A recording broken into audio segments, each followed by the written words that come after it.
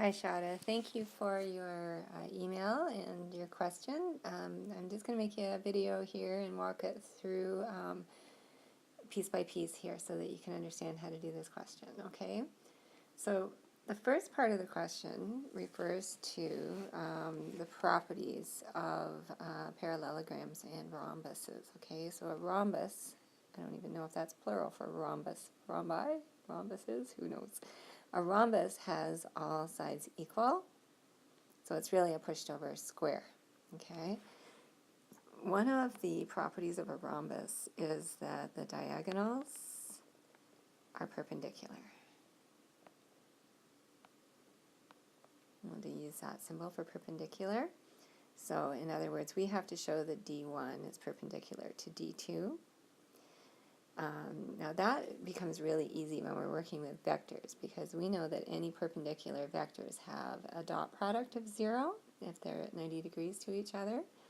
And so we can easily show that by taking the dot product, d1 dot d2, and that's going to be 2 times 1 plus 2 times minus 1 plus 0 times 3. And that gives us 2 minus 2 plus 0 equals 0. Therefore, D1 is perpendicular to D2. Therefore, we have a rhombus.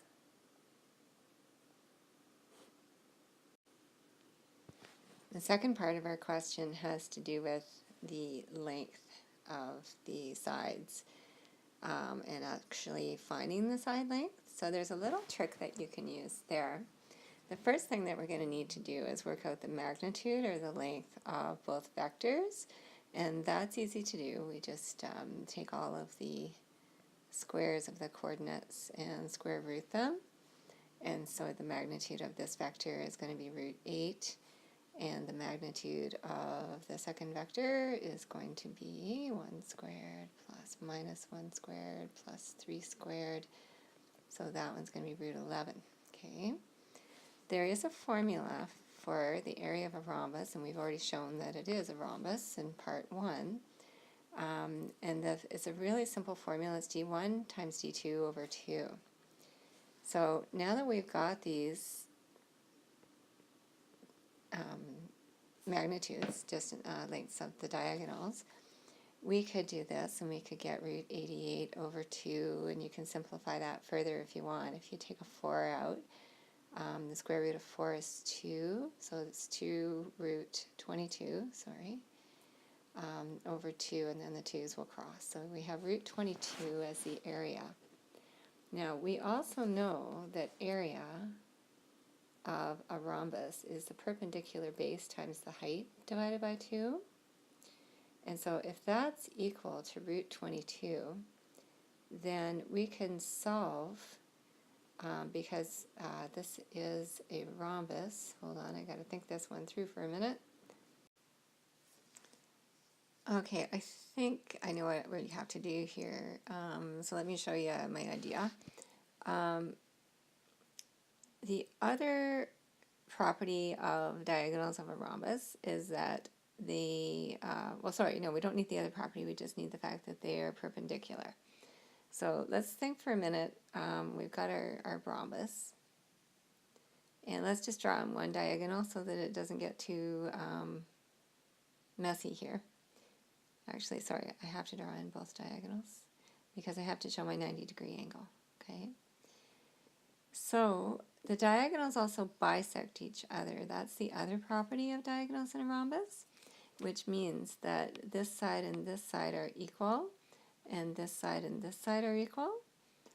So we have a right angle triangle, and we know the length of this diagonal, and we know the length of this diagonal, and it doesn't really even matter which one's D1 or D2, because one of these sides is half of D1 and the other is half of D2, so it doesn't really matter. Let's take our right angle triangle out of there and have a look at it just on its own. So here's the side length S of our triangle. I try not to use S because S looks too much like 5, but for now let's do that. And we've got half of one of diagonal side lengths and half of the other diagonal side lengths here. So if one of the diagonals was root 8, then we'll call this one root 8 over 2. And if the other diagonal was root 11, we'll call this root 11 over 2. And if we use Pythagorean theorem, we can say s squared equals, root 8 over 2 squared